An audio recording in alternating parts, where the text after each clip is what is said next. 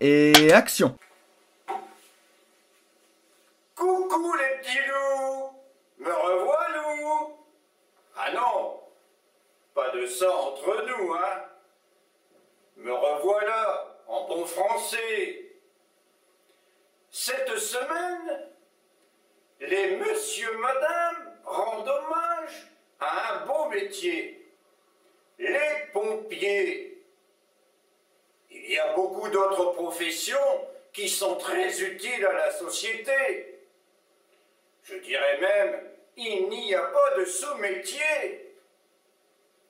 Toutes les activités professionnelles sont essentielles au bon fonctionnement de la vie de tous les jours.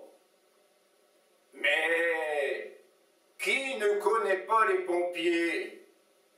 Peut-être toi. Parce que tu es encore petit, c'est tout à fait normal. C'est pour cela qu'il faut écouter ou lire des BD. Et BD en bon français veut dire bande dessinée. Alors, sans plus tarder, je te laisse découvrir l'histoire qui va suivre. La caserne de pompiers des monsieur madame. À la semaine prochaine, avec Madame Risette. Et j'en profite pour dire bonjour à tes parents et à tous mes amis youtubeurs, ainsi qu'aux nouveaux abonnés. Bye bye. Ah non. Au revoir.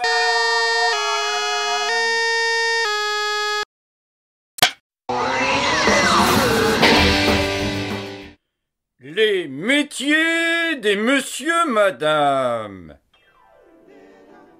Monsieur endormi s'endort tout le temps. Mais quand il laisse son fer à repasser allumé pendant une sieste, un incendie démarre. L'officier pressé et l'équipe de courageux pompiers monsieur, madame viendront-ils à son secours à temps?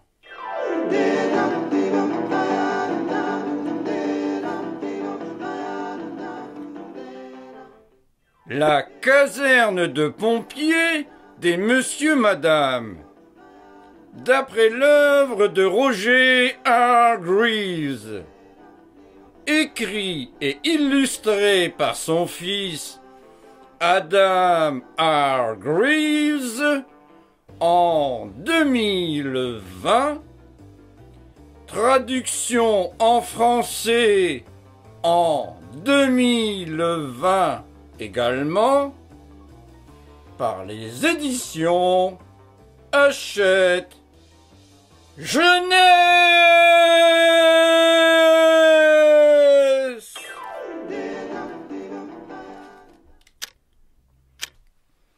Monsieur endormi avait décidé de lancer une entreprise de repassage de chemises. Il commença avec beaucoup d'enthousiasme. Mais après avoir repassé une manche de chemise, il se sentit soudain très fatigué et décida qu'il avait besoin d'une sieste.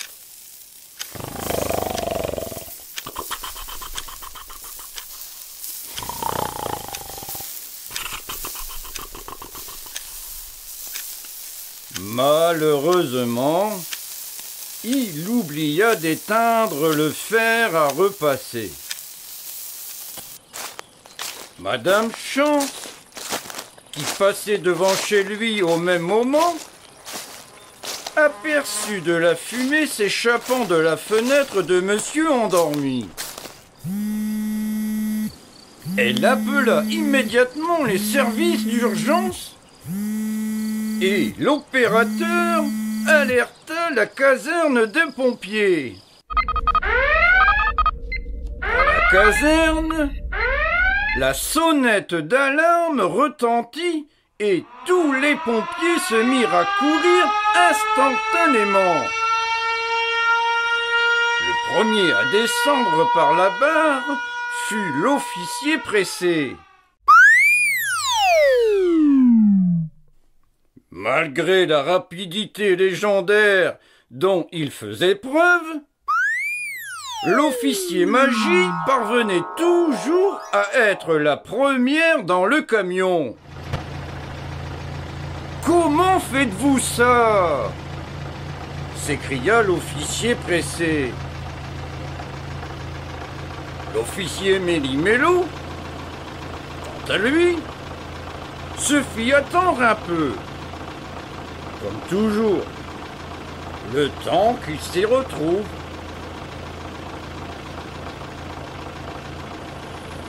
Il y a beaucoup de choses dans la vie pour lesquelles il ne faut pas se précipiter.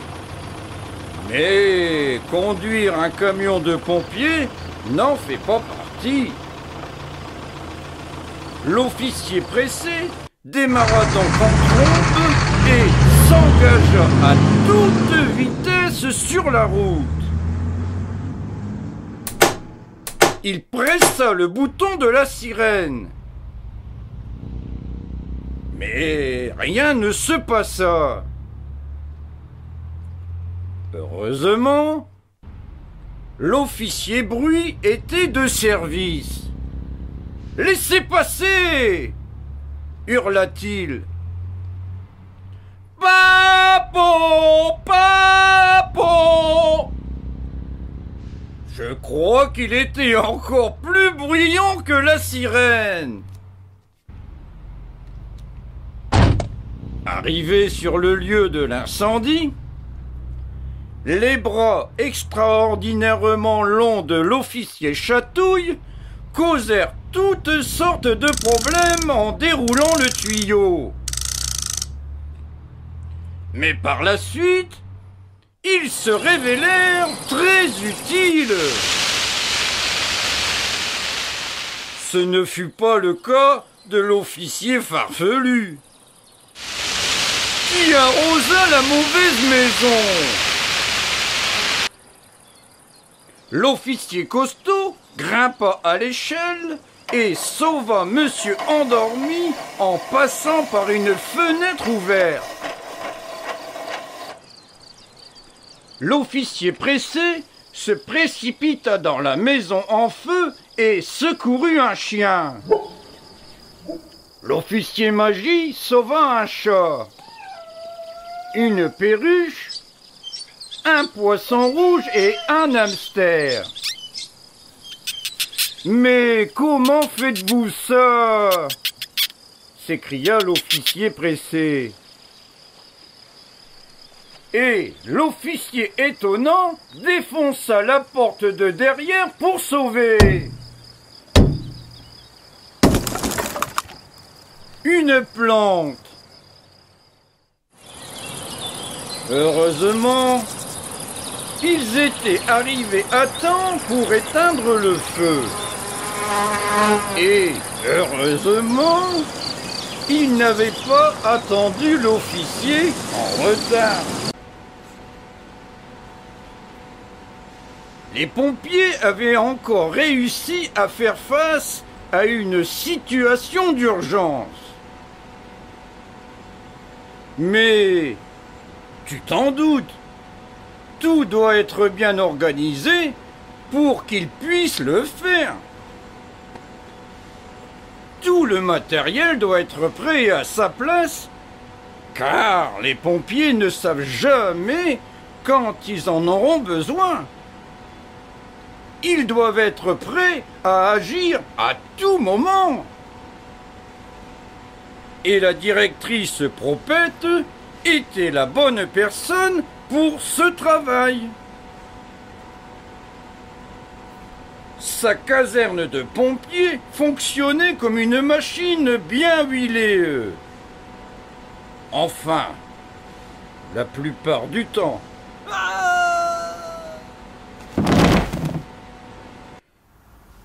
Ce ne serait vraiment pas bon s'ils oubliaient de remplir le réservoir d'eau.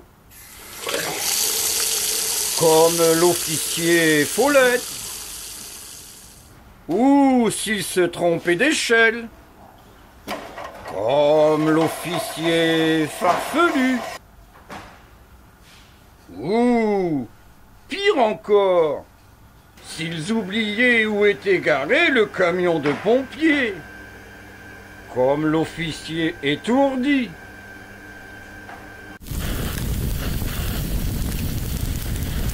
Les pompiers n'avaient pas seulement besoin d'être prêts pour les incendies de maison.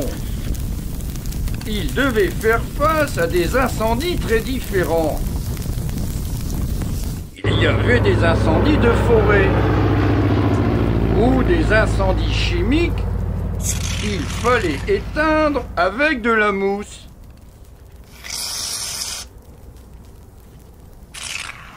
Parfois, ce n'était pas pour un incendie qui se déplaçait, car ils étaient appelés pour beaucoup d'autres urgences. Comme quand M. Glouton resta coincé dans sa voiture.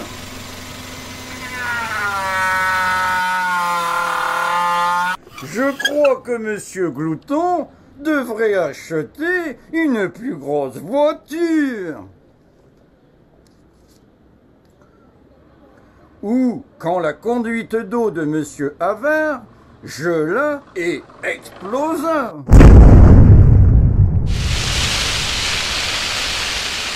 Les pompiers durent vider sa maison inondée. M. Havard devrait allumer son chauffage. Tu ne crois pas ?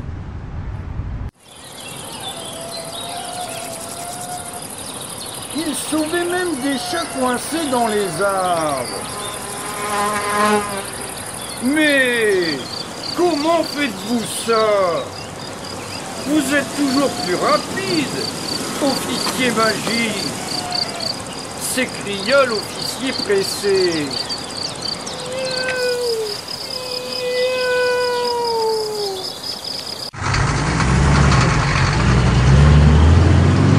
Quand ils rentrèrent à la caserne après leur longue et dure journée, tout le monde monta lentement les escaliers pour se laver et prendre le dîner. Tout le monde, sauf l'officier magie. Elle ne monta pas les escaliers. Elle glissa sur la barre vers le haut. « Comment faites-vous ça ?» s'écria l'officier pressé. Soudain, l'alarme retentit à nouveau et ils se précipitèrent tous sur les lieux d'un nouvel incendie.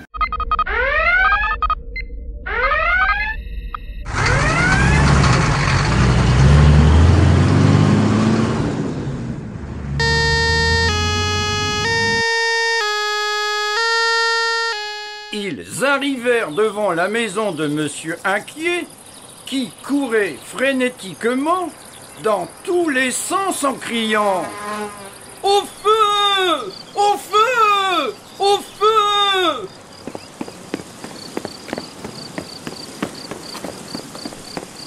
L'officier pressé se précipita dans la maison pour découvrir une tranche de pain grillé. C'était une fausse alerte.